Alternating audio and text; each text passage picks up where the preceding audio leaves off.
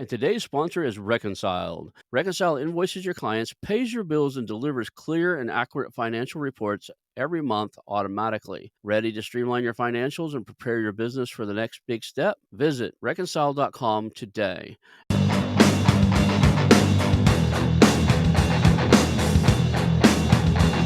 Hello, and welcome to the How to Exit podcast, where we introduce you to a world of small to medium business acquisitions and mergers. We interview business owners, industry leaders, authors, mentors, and other influencers with the sole intent to share with you what it looks like to buy or sell a business. Let's get rolling.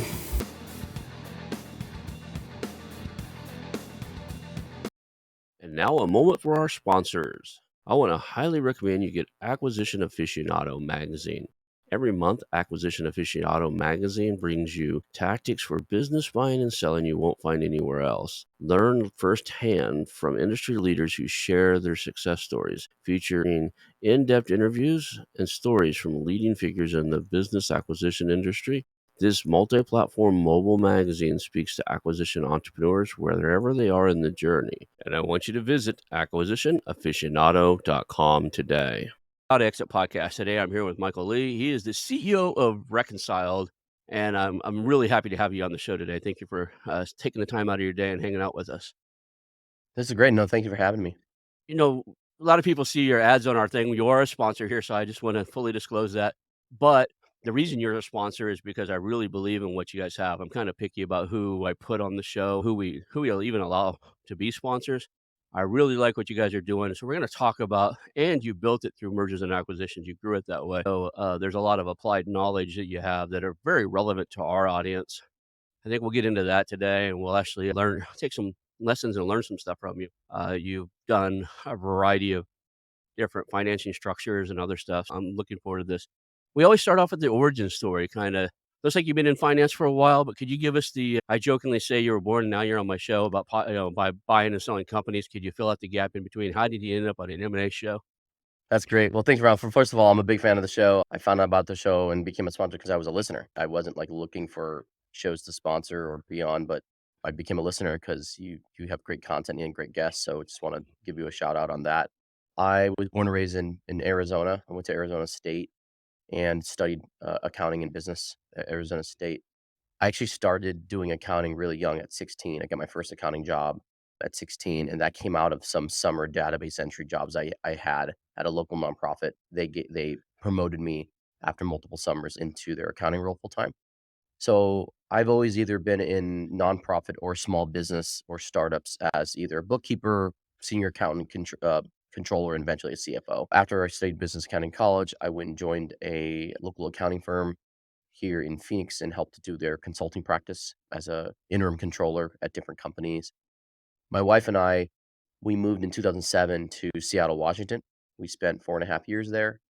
And while I was there, I helped the company grow from 10 to $40 million in a period of 4 years and started there as a controller, eventually became their CFO. Then in 2011, my wife and I, after having our first child, we moved to Burlington, Vermont. I spent 10 years in Burlington, Vermont, mainly focused on helping small businesses and startups.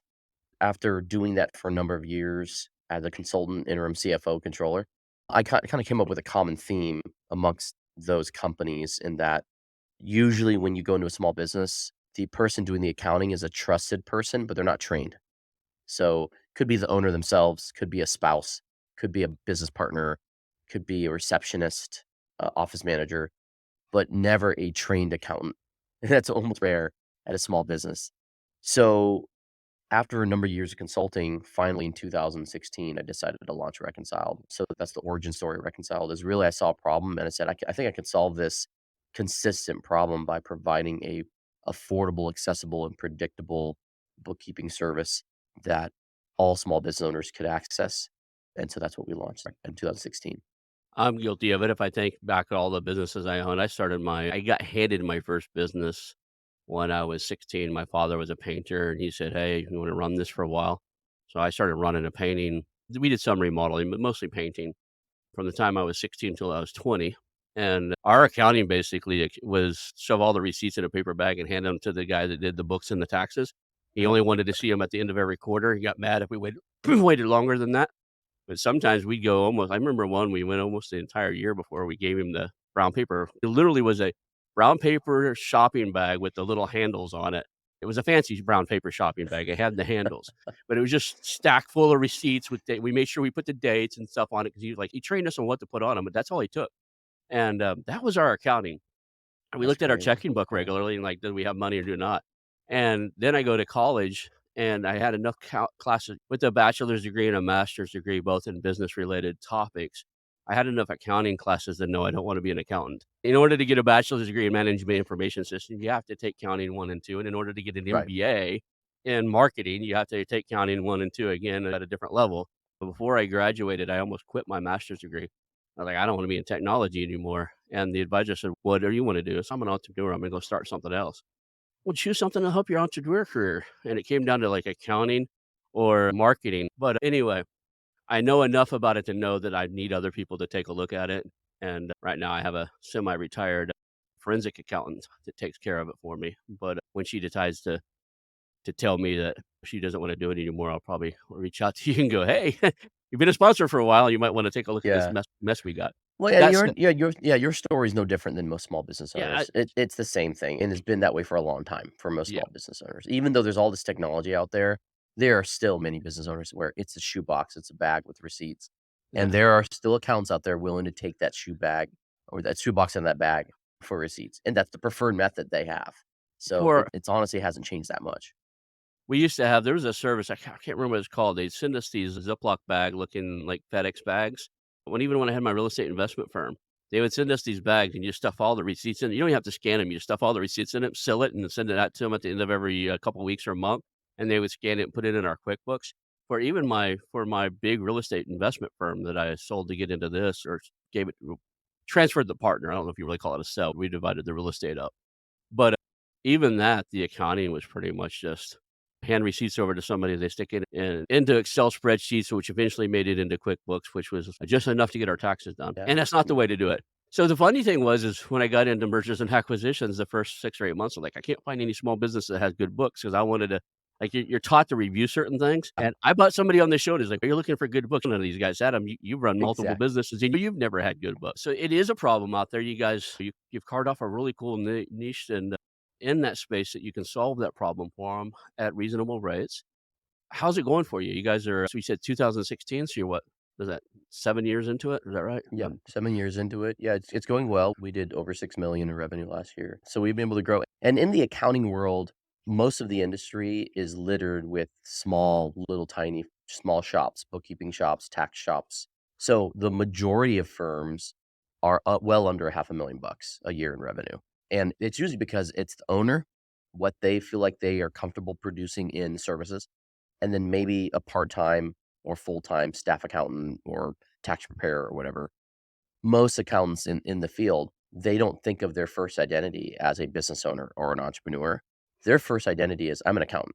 And I've yet to meet an accountant who says they're not the best accountant in the world. They all think they are. And they all think they're the best and the only one that can serve you the best, which obviously is absurd. So it's an absurd idea, but that keeps most small accounting firms from growing much, much more past half a million bucks. Although you hear in the news a lot about the Big 4, right? EY, KPMG, Deloitte, and PwC, like, you hear about them, but they make up the minority, the smallest minority of the number of accounting firms, and there's probably hundreds of thousands, if not a million, accounting firms or accountants doing it solo work, so you would technically count them as a firm since they're independent. But there's probably, like, a million of them, or at least a few 100,000, and most of them are very small. So, even to get past a million, we've bought firms and oftentimes it's taken them 10 to 20 years to get to $1 million. And you're going, okay, you're probably a typical accountant then. You're probably running the business like a typical accountant, but that's mainly business. So we spent the first four years just growing organically, just doing our own go to market, getting customers organically. And then it was really the past 3 years that we focus on a roll up strategy where we've done 3 acquisitions now and we're planning to continue to do more. You've acquired 3 companies already. You're in the process of growth or acquisition on other companies. Can you walk us through a little bit of how did you come across the first one? Did you set out intentionally to do it or somebody reach out to you? And let's start with that, and then we'll talk about how you built the thesis or the idea of what you're looking for as an acquisition target. Yeah, that's a great question. So I remember it really clearly. I was visiting my family in Arizona where my parents and my siblings live. And it was the start of the pandemic. And so I was stuck. My family and I were stuck in Arizona, just hanging out. And so we were sitting there. And so I would go down to an office, private office I rented. I was thinking through what do I do in this pandemic? What's something unique I can take advantage of this opportunity? So of course, accountants got super busy with PPP loans, EIDL loans, all the subsidies, helping all our clients, and we went into that. But I really thought, man, this pandemic, this is going to be an opportunity. There are going to be a lot of firm owners that are going to get tired from this pandemic or not know what to do, and especially not know how to make the shift to a new remote work future that's going to be the reality for many, many, many, many companies as we saw that happen. So Mm. we had started hybrid, and then we already went to remote well before the pandemic. So we've been a remote work company for almost all of the business. So at the beginning of 2020, I put together a thesis and a playbook for doing a few smaller acquisitions to prove out our model. And then I reached out to a bunch of investment groups and banks to say, hey, I want to do this. We want to get our first one. So I ended up hiring a buying broker, and he had represented a larger accounting firm in the industry. He had done multiple deals for them at the larger size, but he had a Rolodex of a bunch of small firms that they would have bought, but they were too small. So I went to him and said, "Hey, I'd like the access to your Rolodex, and I'd like you to represent us and be exclusive with us." So that's what we did. We signed him up as a buying broker. And so he did active outreach to that Rolodex and to a bunch of other firms that he knew he had spoken to in the past. And so that was really, really helpful. And then I did my own outreach because I speak often at accounting conferences. I'm networking a ton in the industry. So I knew firms that I would have loved to put in the pipeline of potential for purchase. So that was super helpful. So the first deal we did was November 2020. It was a firm out of Tallahassee, Florida. And my buying broker had spoken to that guy before and knew that this might be the right opportunity to reach out to him this time. So he was doing under 1 million a year in revenue at the time. And so it was a great little acquisition for us for to be able to do because we were doing just about $2 million in runway in 2020. So it's not like we could go for the whole behemoth yet. We really wanted to start small and prove out that we could do an integration after. So that's how we get started. You didn't try to do the minnow swallowing the well? Yeah, now we're at that stage where we'd be open to that because I know enough, but at the Right. time, it was like, "Ooh, that it's pandemic." Most investors and banks aren't gonna be excited about a minnow swallowing a whale during this time, but it was great to start out small and to follow on with a couple other small ones, and I learned a ton, be able to learn a ton and de-risk the financial collapse that could happen if I did it wrong. So, what were some of the lessons learned after the first acquisitions? Like, what were some of the things like, "Yeah, I'm not gonna do that again," like that part of that again? Or what were some of the things like, "Hey, I really liked how" what were the wins and the things that set you back a little bit, and like, "Okay, we're gonna do that differently?" Yeah, so probably what makes me different than those who go and maybe they're working full time and they go buy a business, right? And so they're not running a business in the industry yet. Makes me different is that I have a team of people that actually I need to get on the same page first. Mhm. And the mistake I made for there was probably a few mistakes that were at the top of my head, and for sure, if I could go back and change them, I would. One is I underestimated how much prep time my team needed to be on the same page with me about why we were doing this. I have a wonderful management team, and at the time, wonderful management team really all believed in me. We're great to work together. And they were the type of people where if I said jump, they'd say how high, right? Buying another business with a different culture in different state with different type of business model, they were mainly it going into an office still, even though they served clients remotely because of the pandemic. They were going into an office and all the employees had worked together for a long time and they would see the owner every single day and they could get coffee with the owner, asking questions. We were buying a completely different culture. I underestimated how much prep time they would need, and I underestimated I overestimated that they were on the same page with me. So I wish I went back and prepped them better, my side better. The other side is I wish we took a lot more time for integration post-close. My director of operations at the time felt like, "Hey, we bought the firm, it's November 1st, we bought the firm, let's give them till the end of the year, till the end of 2020 to get everything integrated." In regards to onto our payroll systems, onto our all the employee stuff, but then they need to track time into our systems, they need to transition all their workflows, everything. And the thing I realized is, 1, if you're gonna close on November 1st, November, December are holiday months. People's brains are just done, right? Thanksgiving, Yeah.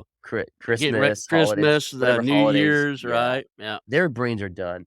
And also, they already have a job. They're working full time for the seller, right? Mhm. So now they're gonna work full time for to you. It's not like they don't have full capacity already. They already have full capacity. Now you wanna add on top of them, okay, you gotta go through orientation like a new employee. You need to now look at your current system, and let's say the current system is in their heads, which most small businesses it is. Right. You need that current system, you need to document all that into our workflow system, because that in order to scale, you need to have a workflow system. You need to have a documentation process. That's what we did. But we didn't give them enough time. So it was too fast. It was way too fast, especially for accountants. Most accountants are not in fast growing environments. Even at a fast growing startup, most accountants, the accounting department does not grow at the same pace as the rest of the company. You can have an accounting department of 1 or 2 people till you get to 10 million in revenue at one company. Then you might add a part time person to get to 20. So the accounting department grows very slowly in number count. Well, at Reconciled, our main bread and butter is accounting services. So the accountants that join there, it's growing fast because we're hiring more and more and more accountants. We're changing our processes. We want to serve our customers better. We're changing our internal workflow systems so that we're more efficient internally. And those things changes at different sizes of the company. So I wish we had given them more time, more like a 90-day to 180-day period of transition, and kinda list the non-negotiables must transition here, and then slowly give them a list of things that be done within 6 months. So we didn't do that. We ended up losing, a lot more staff than we wanted to in the first 6 months that we could have prevented easily, could have prevented. I get it. If you think about accounting in general, like I told you, I had a choice between marketing and accounting.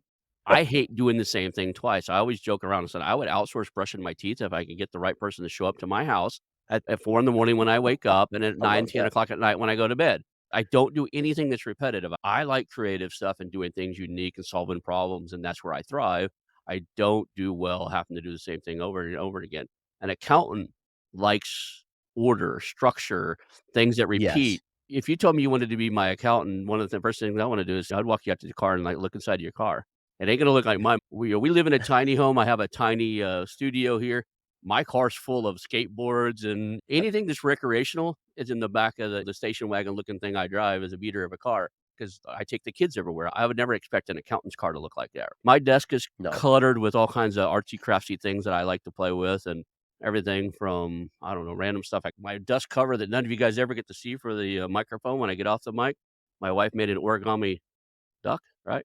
It's random stuff on my desk. You would never see that in the accounting world. The accounting world, those people thrive on structure, they want challenges, they want, to fix things too, I'm sure. But, once it's done a certain way. That's why I think you think that every accountant thinks that they're the best is because 'cause they've got it done, it works, and that's the way it's supposed to be. So I could really see where maybe an engineering firm or something a little different like that, where they're always dealing with new problems, would be faster to integrate than somebody like, "The widgets turn this direction." So, I Exactly. could see where that would be a cultural shift, and there's book after book after book written about who moved my cheese and disruption and change. So, that's a very valuable lesson learned there is, what is the culture like? Who are the individuals? And what are they accustomed to? Do they thrive in a changing environment, or is it really disruptive to them? And then how do you mitigate that risk and still get done what you needed to get done? Yeah, and if you think about most accounting I described accounting departments. Think about most accounting firms, I described a little bit, they don't grow fast. Right. Most accounting firms don't grow fast. Nothing changes. It's the same processes, the same people, same set of clients, Mhm. and at most accounting firms that are growing that slow, yeah, the clients don't leave because nothing changes. It's Betty, Sally, Dan, it's the same guy Right. all the time, and there is this thing about human nature about the things that we really are concerned about, which is our finances. We don't want a lot of changes in them, so we give it to them. I put accounting in this bucket of the 5 or 6 things that you generally shop for locally, and you generally want a person that you get to know, right? And it's your attorney, you shop locally for; your doctor, you shop locally for; your accountant, you shop locally for; financial services advisor, your bank. So, even though all those things can technically be done remotely now, even your doctor visits, Right. 95% of what you need can literally be done in video and prescribed. You still go, "Eh, I wanna see that person in person." Most of us won't make that shift. Yep. And then you also want that same person you've done it for years. "Oh, they know me." They have this You have this comfort level. So accounting firms just don't change, and then you wanna naively thinking, "Oh, everyone loves change, right?" Everyone loves fast growth. As CEO of Reconciled, they love growing at a full pace. They love running, and you extending their energy, and the reality is most accountants don't. They just don't. So I just really overestimated what people were capable to do and underestimated the fact that they really loved the stable environments they were in. So, how do you mitigate the risk of losing great accountants when you make your next acquisition? You give them more time, or is there a prep exercise and training you can go through? Is like, look, there's going to be some things changing here. Here's how we deal with them, right? You almost get to play the CEO slash psychologist because you're going to have to deal with human emotion. And all businesses are human driven businesses, whether you're writing software and there's software involved, or you're like you doing accounting. Even if the business has hard assets, there's a huge portion of every business that basically walks out of the business at the end of every day.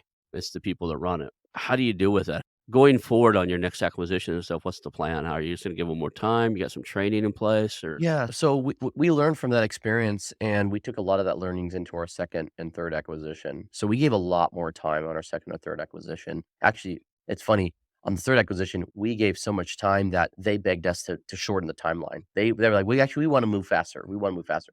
The 3rd one happened to be a more modern firm. mm, They were already working remotely. They didn't see clients in person. They didn't have a central office that they worked at, so it was a little more better fit for us. But we gave more time. That helped keep the employees understanding, okay, the owner's not trying to just totally disrupt our lives. The owner's not trying to mess up our work. And what's the most important thing for the actually accountants that you're hiring from the firm? They want to be proud of their work. And they actually like the fact that they know their clients and they know their clients' names. So they want to be proud of their work, and they want to know they're in an environment that is not going to just surprise them every single week with yeah. change. So in the prep time when you buy, oftentimes you're never going to meet the employees of the firm you're buying. You're going to just know the owner, maybe some key leaders, but most of the time never going to meet the employees until post close. The document signed, you show up with your employment agreement saying, "Hey, here's your offer letters." So what we've done is say, "Okay, hey, you're gonna have plenty of time. Here's the time frame," and then lay out, here's the time frame, and then here are the system transitions that are gonna occur, but they don't all have to happen this week or even tomorrow. We're gonna give you time, and here are the deadlines. And then we assign them to champions internally to say, "Okay, hey, here's the departments you're reporting to, but here's your mentor, here's your champion that is part of Reconciled already, and they're gonna mentor you through Reconciled's way." So I know that no matter what we do in prepping you, this is a lot of change because now there's a new owner, the owner you've been working for 10, 15, 20 years to build the company you have now. That owner is no longer gonna be, the owner, and they're gonna be transitioning out as a contractor in a year. So, we wanna work with you to understand our culture, our way, and also, we want you to bring your best to us. So, one thing we do express is, "Hey, there's a reason why we're buying your business, your firm. You helped build it. There's something about it that we like. So why don't you help us be better at Reconcile by showing us the different things and different ways you service clients? Maybe there's a capability we're missing. Maybe there's an approach that we haven't thought about. Maybe there's something about the way you communicate that we don't have set up and you find it missing in our communication style." So we want to make sure that we're inclusive in that and welcoming in that.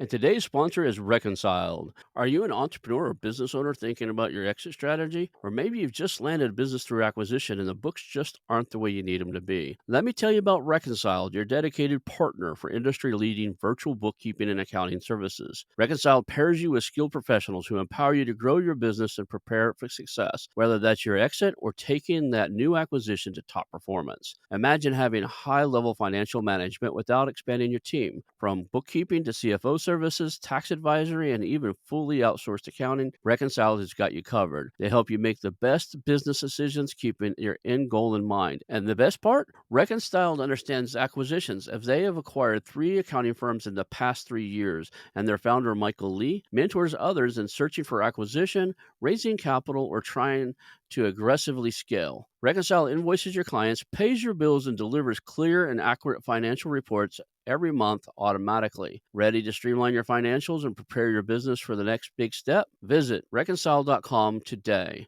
and let them get your books in order. Reconciled, making bookkeeping a breeze. That's reconciled.com. And when you're going through these, you find certain people that just they eat, live, and sleep certain things like IRS code and stuff.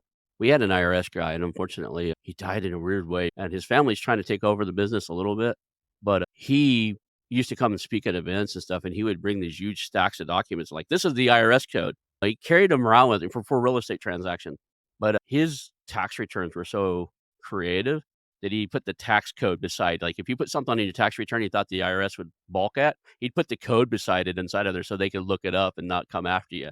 But he lived that stuff, and that sometimes you want those guys that, like, they love the space, they love something awkward that I would never get into, and when you do these acquisitions, finding those talents and finding those key people in there that just are to the rest of the world might be a little bit odd, but are a real asset to you, and you don't want them walking. Well, you want them to, to come up and go, "Hey, I'm a little different than most people. I do X, Y, and Z, and here's why." But changing things too fast, I could see you lose those people because I like but, he was so good at it. If somebody told him he was doing it wrong, you would have lost him in a heartbeat. He'd just been gone because he studied that tax code for years and years and years. He was a licensed CPA too, but he just that's all he did, real estate tax returns. Let's go to some of the positive things you learned. After the first acquisition, what did you really like? We talked about some things you learned after the first 1 or 2 acquisitions, like, "Wait a second, this is really something we wanna keep doing." What parts of it did you like? So the first part I really enjoyed is because probably just because of my outgoing personality, I love the outreach process. I love the hunt. I love the process of finding the good deal, right? And not only that is seeing and finding businesses, firms, and now we have actually expanded outside of just accounting firms. We're looking at payroll services companies, HR services companies, anything in the back office. We're open to and looking at. But finding the firm, meeting the owner, and hearing their story, like hearing what's happening in their story. So that actually has been the really cool thing to learn and see and go about that process. That hunt and that process has been very, very enjoyable, and I just get to network with more business owners and also get to learn about how they built their business and what they're all about. So that's probably been the biggest thing.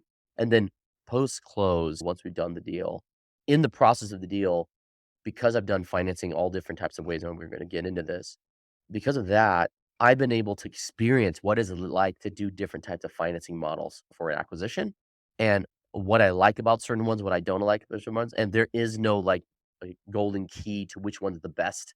They're all different, they all have pros and cons, and they all take a little bit of your flesh each time, like they all do. But then post-acquisition, as we've done the integration, is the great people that we get to meet and we employ now, honestly, that's been really, really just like amazing to meet amazing people who ended up at these businesses working there, helping build them, and to now have them join my team.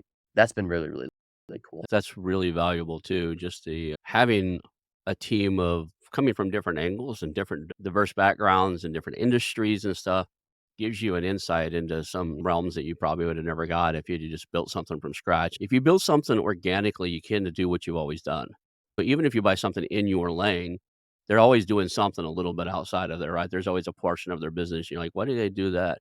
And then you learn it and you're like, oh, we probably should continue doing that. It's pretty good. Let's talk about now you've got this diverse team, you're growing, you get to meet really cool people. I see that you got that true entrepreneurial spirit in that you're insanely curious about how businesses run.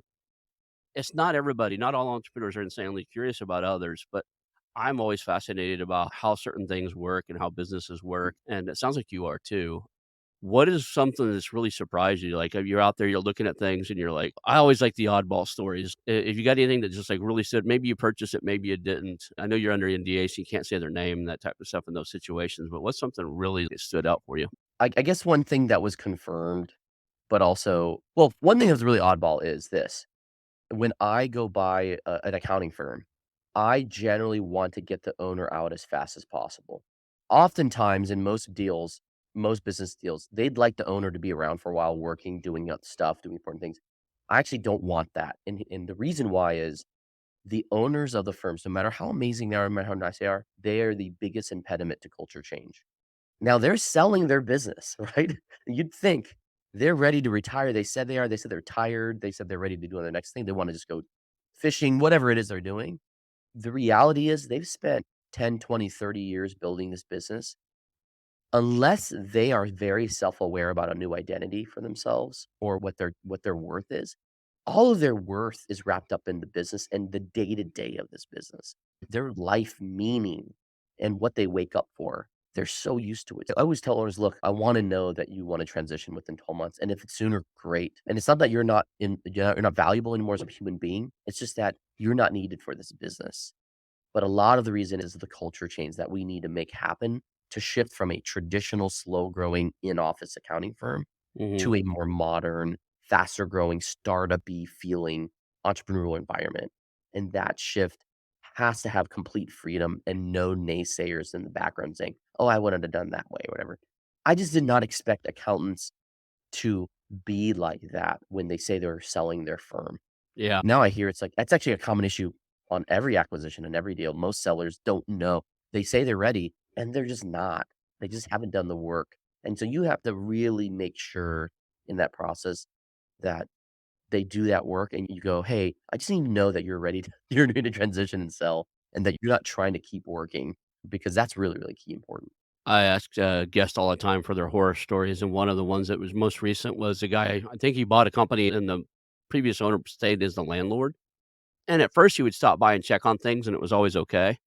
But he started getting real resistance to a lot of the changes that were being made and started, like, causing scenes about changes being made. And because he's the landlord, he basically couldn't tell the guy to, like, quit coming by. He did tell him to quit going in there disrupting things.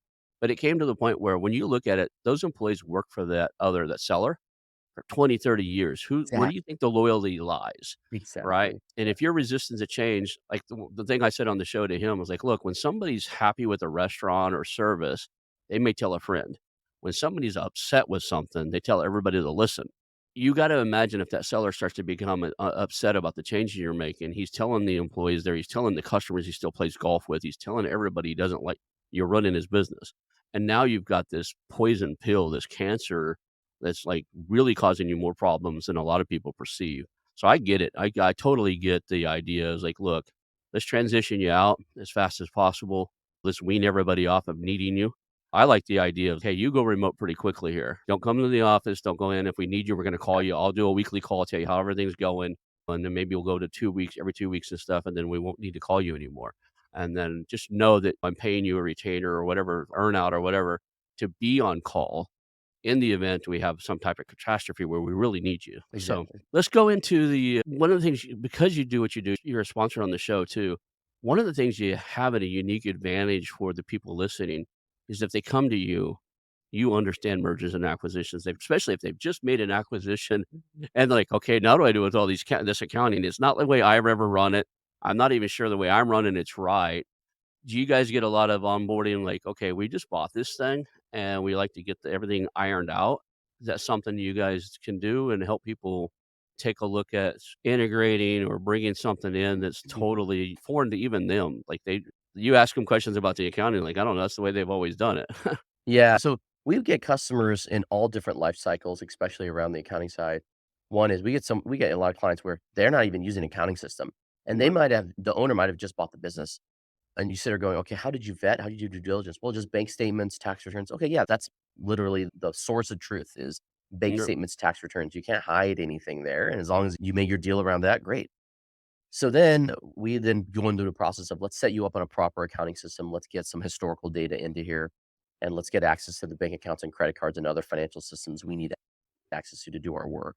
So we've gone to that all the way to we've got an old school system sitting in a server in some warehouse.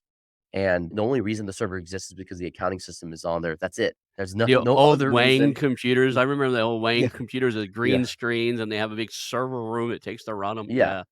Yeah, so then we just help the client with the transition into transitioning that data, if there's historical data we want, to either a digital format or a archive format that we can access, to getting information out of there, whether it's printed off and scan it to us, print it off, take pictures of it.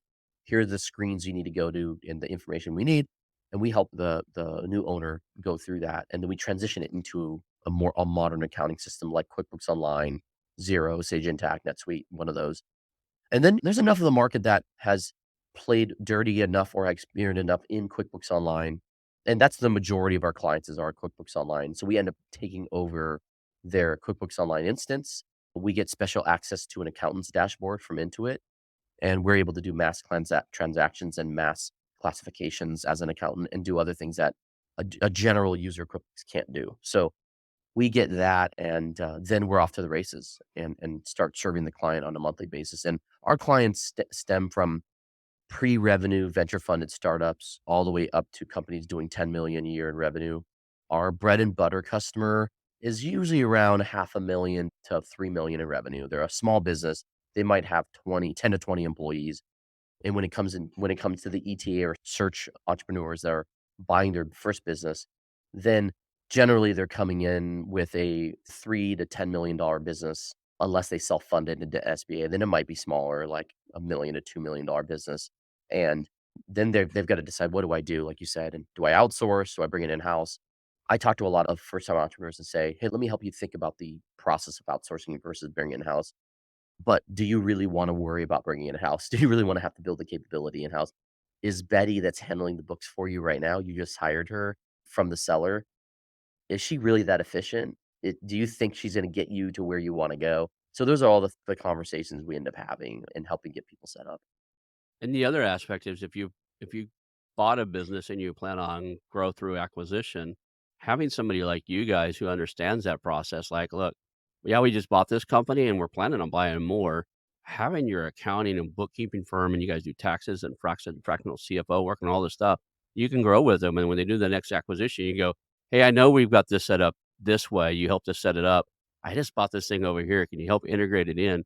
You're probably better suited than most accounting firms would ever be to make that adjustment and help with that and even make recommendations. Like you learned already that accountants don't like change. You can actually go back to the seller, say, hey, I know your integration plan said you're gonna integrate. You bought it this thing in November and told them they had to be by January 1st, they had to be on your accounting system.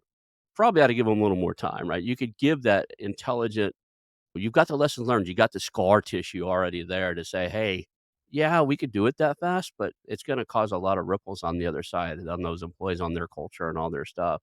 Why don't we give them a little more time and let's do this out?" You've got that knowledge that most accounting firms wouldn't have. Yeah.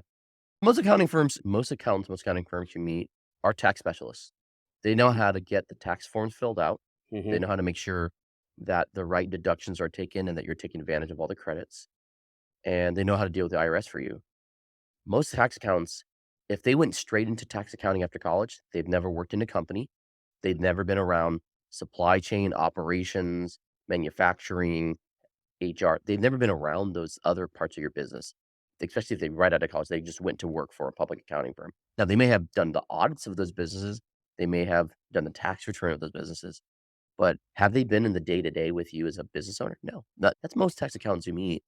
And then if they happen to be offering other services like bookkeeping or CFO, that's probably better if that's most of their career because then they've been exposed to a lot of industries, a lot of types of businesses. But then you got to ask the question, have they done a deal themselves? Have they been involved in fundraising? Have they taken a client to the bank and raised SBA or gone through the SBA process? Most accountants have never been through the SBA process. I have, right? Most accountants have Right. never raised outside debt that's not SBA. I have. Most of accountants have never done an actual equity fundraise. I have. There are some who have done that too, but most have not. So if you're in a certain type of place like M&A, a search funding, or your fund, you want your portfolio clients, your portfolio to have accountant who understands and a team, you want to find that type of accountant And Betty, Sue, Sally, Bob down the street is not likely gonna be the person that's done that. That's the thing. You're gonna get out what the out of the experience of the accountant and what they're and the value that they're able to charge, you're gonna get what you're out of it. But if you're gonna go with price shopping, yeah, you can find Betty down the street for $25 an hour or whatever, but you're gonna get out of it what you're paying, and you're gonna get out of it just her experience, her limited experience in your neighborhood or city.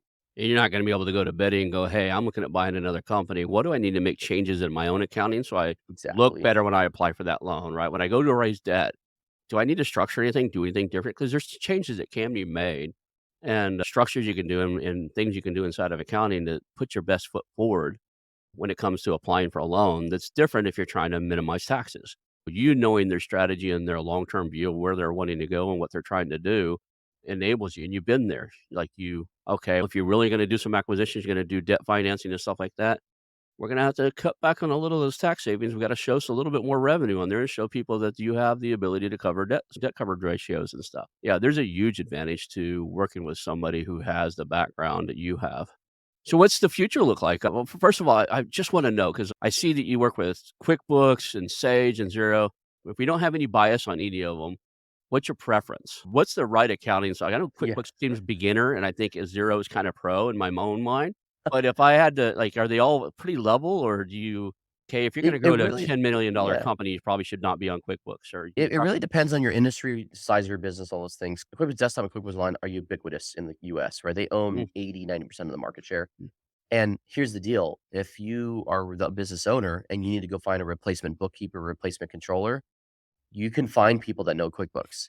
If you have a system like Xero or something that's been built out of the country that's been introduced to the US market like Xero has, they've got some market penetration. But here's the reality. You want to find somebody that's a master at Xero, they're not, like, everywhere and out there all the time, and the fact is most people have never heard of Xero.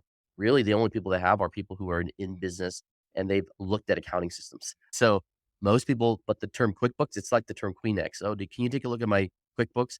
They might have a completely different accounting we've had clients come to us and say, "Oh, yeah, my accountant puts it in my QuickBooks." You're on Sage, by the way, like, you're not even on QuickBooks. It's become synonymous with accounting software, that term, that name, so that brand. So, it is the easiest thing to just pick up. It's made for the layman. It is the junior play, but it's the reason why it has the largest market share. So I would recommend it for 80, 90% of the opportunities.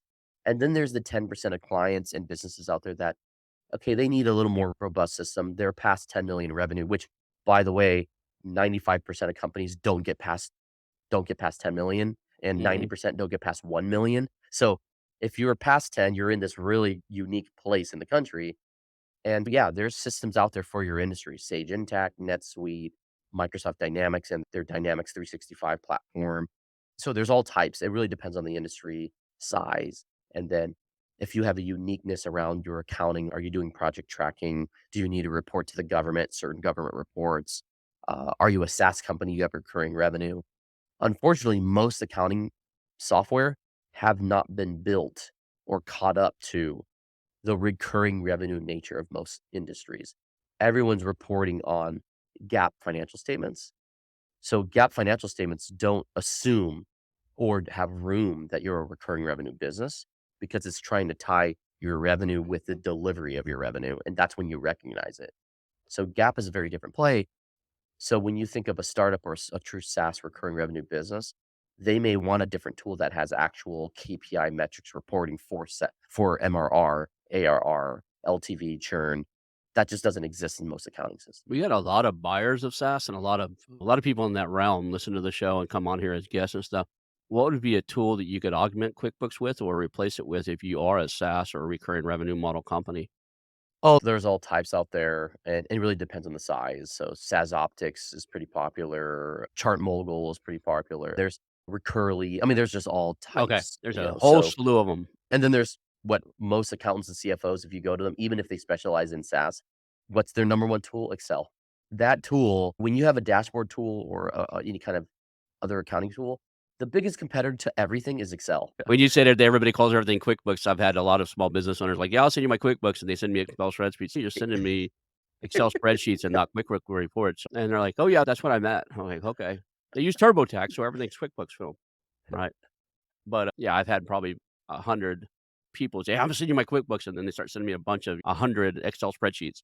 So, okay, did you export it to Excel or did you can just do reports. I just need to see the QuickBook reports is fine. So, let's talk about, like, the future. Where you guys headed? I know you're working on another acquisition. Oh, one thing real quick, because I know somebody's gonna ask me if I don't, get it out there. Do you guys do any of the during acquisition type of accounting work, due diligence, quality of earnings reports, looking at a company and kinda giving somebody a feel of, you guys have services inside your portfolio, you can do that for your clients?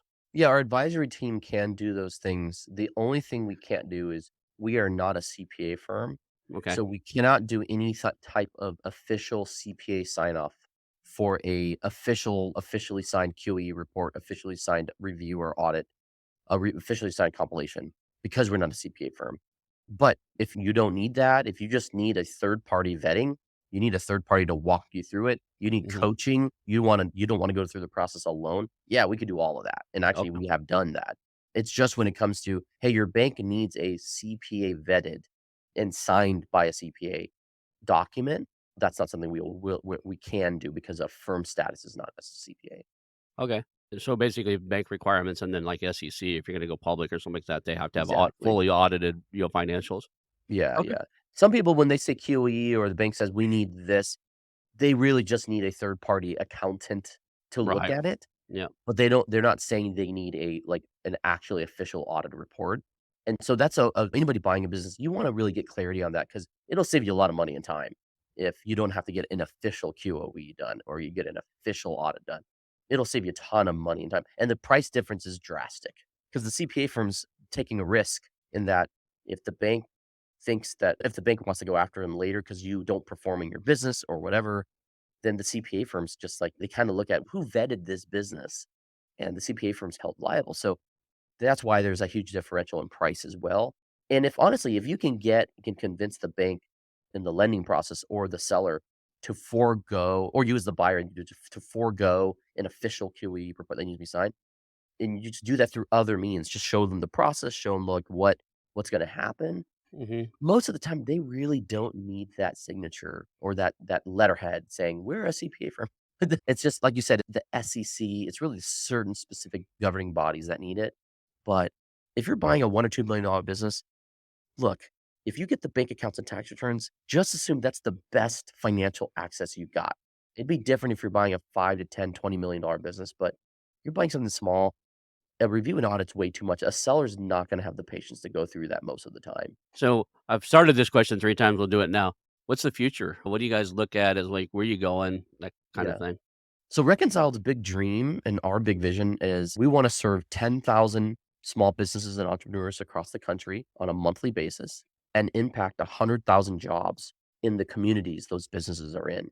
That would make us roughly a 750 to 1,000 member team as a company and probably producing around 100 to $120 million in revenue a year.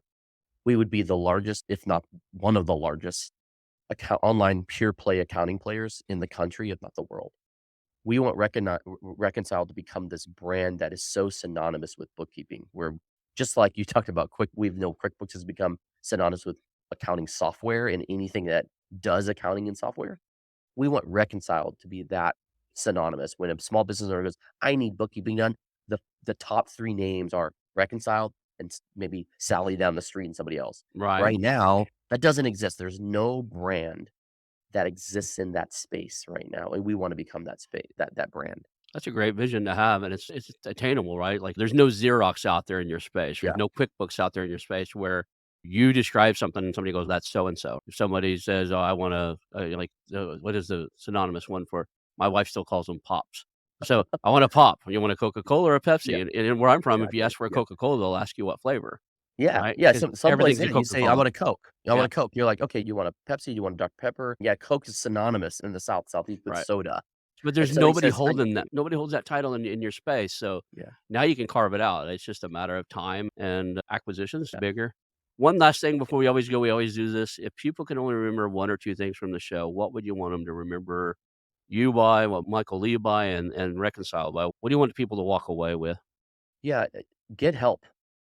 I benefited tremendously from people to get help, and don't be afraid to ask people for advice. in that process. Reach out to anybody, reach out to Ron, reach out to me. People are more giving than you realize. They're willing to give a lot of free advice. And I found that in my journey as I started my business and then went out and started acquiring, there were so many people that were supportive. People want to see, generally, people want to see other people succeed Yeah. because it helps them. It's like at the end of the day, yeah, you're not paying me, I'm giving you free advice, but I feel great about that. I feel great that I was a part of your journey. So just get help and don't, if you're listening to this and you're going, I need to find my first bit, buy my first business, or I need to do something then, and you're just not where you're afraid, you're not concerned. Well, just get some help, reach out. And the other thing is this, is if you're trying to buy your first business, what I would do is whatever industry you've picked, I would reach out to 5 to 10 business owners in your industry that you're trying to buy in, and I would take them out to coffee or lunch. Most of the time, those guys aren't asked to do anything. They're not asked on podcasts. They're not asked on to a meal. They're not asked for advice. You might be the first young person, the first owner, the first neighbor to ask them for advice. And that's so flattering, right? So I would do that. You want to break into car washes, you want to break into laundromats, whatever it is, go and find the owners. And don't worry if it's the one you actually want to buy. Don't worry about that. Go find the ones that are running the bad ones and go find the ones running the good ones. Ask them all for advice. So that's kind of the thing I I want do people to that. do. I absolutely do that, actually. I was looking at the, coffee industry. I started calling people that like, I knew a couple people in the industry just because I happened to have known them through business networking other ways. I got a hold of them. I knew some other people. I just cold called them right out of the blue. Say, "Hey, I'm a mergers and acquisitions guy. I'm considering getting into this space.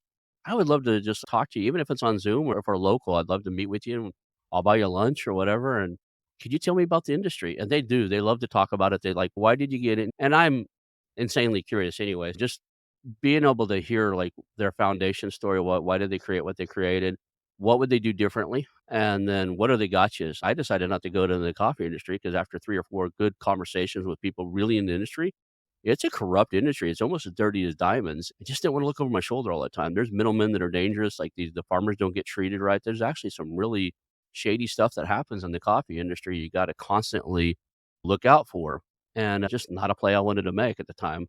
That said, how do people reach out to you? If they wanna reach out and chat with you or well, if they want to get a hold of Reconciled, they go to reconciled.com, but if they Yeah. wanna, talk to Michael Lee, or if they wanna pick your brain about something, or they've got a merger, it's like they've got an accounting firm you really should look at, they decided to walk away from it, it's too big for them or something. Yeah. If they've got a reason to reach out Yeah. for you, how do you The wanna be easiest is contacted? on LinkedIn. I'm on LinkedIn. Just look up Michael Lee. I have a fire emoji in front of my name. And Yeah, so I'm the Michael Lee with the fire emoji from my name. Just look me up, reach out. I yeah. respond to almost all my messages. I monitor it pretty closely. And I'm very active on LinkedIn. So I've got over 10,000 followers on LinkedIn and I have a show weekly. But yeah, I love outreach. I love people outreach. So whether you're buying in the accounting industry or you're buying in another industry, doesn't matter to me. I love Yep. talking to business owners and my firm and myself can walk with you through that whole process. Awesome. Well, I appreciate it. This has been a blast. I think we'll call that an episode. Yeah, awesome. Thanks, Ron. I want to announce our new channel partners, the ITX Marketplace. Since 1998, ITX has created $5 billion in value by selling more than 225 IT businesses in 20 countries. ITX works exclusively with IT-enabled businesses generating between 5 million and 30 million who are ready to be sold, and M&A decision makers who are ready to buy. For over 25 years, ITX has developed industry knowledge that helps determine whether a seller is a good fit for their buyers before making the match. ITX Mergers and Acquisition Marketplace we have partnered with has a proprietary database of 50,000 plus global buyers seeking IT service firms, managed service providers, Microsoft service providers, software as a service platforms, and channel partners with Microsoft, Oracle, ServiceNow, and the Salesforce space. If you have an IT-enabled business you're ready to sell, I want you to visit the itexchangenet.com/marketplace. How to exit. That link will be in the show notes. Visit them now.